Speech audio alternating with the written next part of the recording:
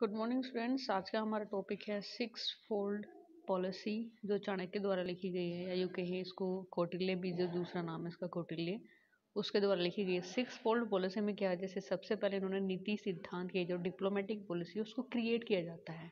तो क्रिएट करने के 6 प्रकार के ऐसे बेसमेंट है जो उन्होंने बताए, जैसे संधि, विग्रह, यान, आसन, संचय, दवे, विभाव।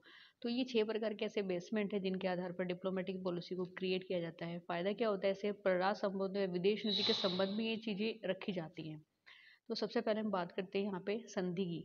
ठीक है, संधि से मीनिंग से होता है जब दो राजाओं के बीच में कोई भी समझौता, कोई भी कॉम्प्रोमाइज होता है। तो कौटिल्य के अनुसार किसी भी राजा द्वारा संधि का एकमात्र उद्देश्य शत्रु राजा की शक्ति को नष्ट करना होता है।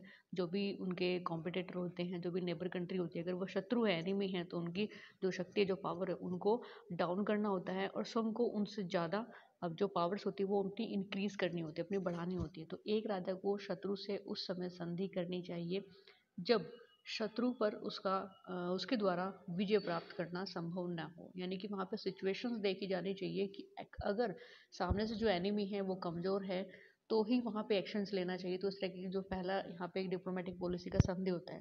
दूसरा है विग्रह। विग्रह का अर्थ होता है युद्ध। युद्ध होता है लेकिन वास्तविक युद्ध नहीं।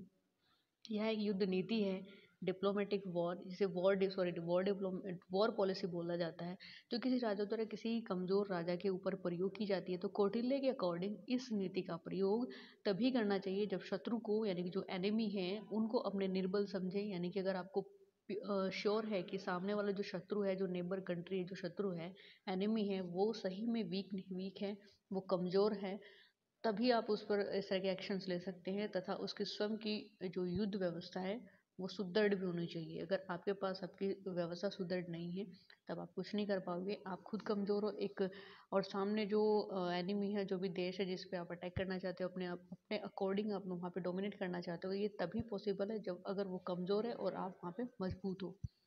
नेक्स्ट है यान। यान का अर्थ होता है वास्तविक आक्रमण या युद्ध अभियान से है, यानी कि अटैक करना। तो यह विग्रह का अगला कदम होता है, विग्रह से ही रिलेटेड है।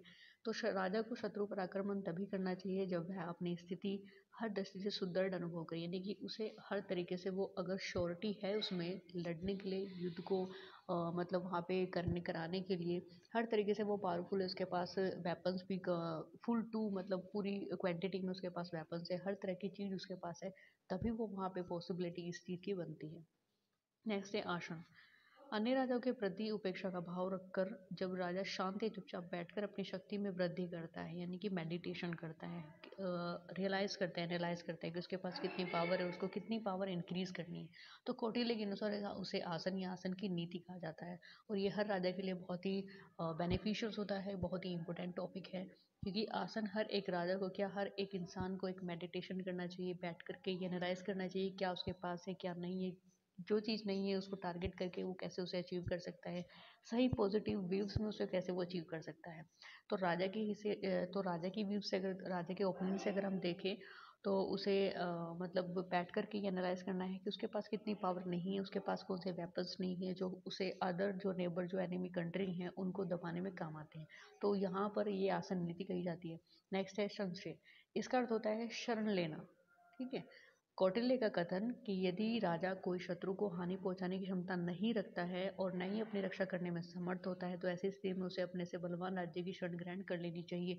अगर उसे इन फ्यूचर अपने आप को जिंदा रखना है, अपना अपना जीवन बचाना है, अपनी प्रजा का जीवन बचाना है, तो यही एक उसके पास मात्र उपाय रहता है कि वो सामने वाले जो भी जिस भी कंट्री के साथ, जिस भी स्टेट के साथ वो वहाँ पे फाइट कर रहा है, युद्ध कर रहा है, वॉर कर रहा है, अगर उसकी क्षमता, उसकी कैपेबिलिटी नहीं है उसके साथ लड़ने की और वो वहाँ पे कमज़ोर है, तो उसका एकमात्र उपाय यही है कि वो उसकी शरण में आ जाए, उसकी हाँ में हाँ करने लगे, वो जैसा सामने वाला चाहे वैसे उसको एक्सेप्ट कर ले। तो ये संशय होता है, नहीं कि शरण लेना। अगर उसे अपनी प्रजा को और अपने आप को सेफ रखना है, अपना जीवन बचाना है, तो उसे यहाँ पे शरण ग्रहण कर लेनी चाहिए। द्वि भाव। नेक्स्ट है द्विवेदी भाव, द्वेदी भाव। तो कौटिल्य के अनुसार एक राजा ने संधि और दूसरे से विग्रह या युद्ध नीति का अनुसरण करने की स्थिति को द्वेदी भाव कहा जाता है। तो कौटिल्य ने यहाँ पे बताया है कि एक राजा से संधि, यानी कि जो भी हम सबमिट करते हैं, जो भी हम कॉम्प्रोमाइज़ करते हैं, और दूसरे से विग्रह, दूसरे से हमें कुछ तोड़ना होता है, संधि मतलब जो भी हमारी जो और पॉलिसी है उसके अकॉर्डिंग हमें वहाँ से अपने आप को सेपरेट करना होता है। तो उस सिचुएशंस को हम क्या कहते हैं, द्वेदी भाव कहते हैं। तो इस तरीके से हमने प्रॉपर रूप से इस जो 6 प्रकार के इनके जो यहाँ पे बताए हैं, संधि, विग्रह, यान, आसन, संश्रित, विधि, भाव, इन सबको यहाँ पे डिस्कस किया है। बेसिकली हर एक स्टेट के लिए, हर एक प्रॉपर रूप से जब हम किसी स्टेट की बात करते हैं और अकॉर्डिंग टू कौटिल्य एक स्टेट और स्टेट में रहे राजा और वो प्रजा को कैसे सेव कर सकता है, कैसे उसकी सेफ्टी रख सकता है अपने आप को और अपनी प्रजा को, तो वो कैसे इन 6 प्रकार के जो भी बेसमेंट है उनको कैसे वो फॉलो करेगा, कैसे वहाँ पे वो क्रिएट करेगा, इस बात पे होता है। संधि भी ज़रूरी होती है उसके लिए, विग्रह भी ज़रूरी होता है, यान, आसन, संश्रय, द्वेदी भाव। इसमें जो आसन की बात जब हम करते हैं तो हर एक स्टेट में हर एक किंग के लिए जो मेडिटेशन का जो एक्टिविटी होती है वो बहुत ज़रूरी होती है, ताकि वो एनालाइज कर सके, बैठ करके ये ध्यान लगा सके कि उसके पास कितनी पावर्स है, उसके पास क्या नहीं है जिसको वहाँ पे इंक्रीज करना है। तो तभी वो अपनी प्रजा को, अपने स्टेट को वेलफेयर स्टेट के रूप में क्रिएट कर सकता है। अदरवाइज अगर वो यहाँ पे आसन को रिप्लेस कर देता है, मेडिटेशन को रिप्लेस कर देता है, क्योंकि बैठ करके वो ध्यान नहीं लगाता है कि उसके पास क्या है क्या नहीं है, तो बेसिकली उसके पास वो बहुत ज़्यादा अपने आप को रिप्लेस कर सकता है अदर स्टेट से। तो यहाँ पे प्रॉपर रूप से हमें ये पता होना चाहिए कि जो भी हम अदर जो स्टेट है उनके साथ जब हम रिलेशन बनाते हैं, जब हम संबंध वहाँ पे स्थापित करते हैं, विदेश नीति के आधार पर जब हम कुछ भी चीज़ ऐसी एक्टिविटी करते हैं, तो हमारे पास ये 6 के 6 एलिमेंट्स हमारे होने चाहिए। एक बेसमेंट होते हैं हर एक चीज़ को क्रिएट करने के लिए, जो फॉरेन पॉलिसी होती है उसको क्रिएट करने के लिए। तो प्रॉपर रूप से यहाँ पे जो कौटिल्य है उसने इसको यहाँ पे बताया है। इससे पहले हमने लेक्चर दिया था कौटिल्य की बायोग्राफी पे।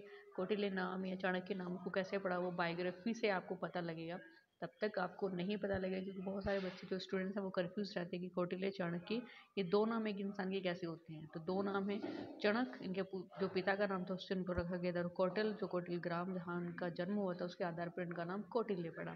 तो ये एक मतलब थोड़ी सी नॉलेज इन्फॉर्मेशन है जो आपको होनी चाहिए।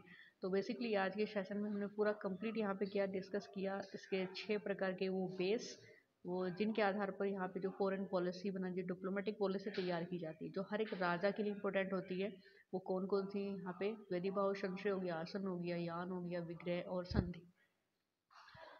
तो नेक्स्ट लेक्चर में फिर मिलते हैं नेक्स्ट। Thank you.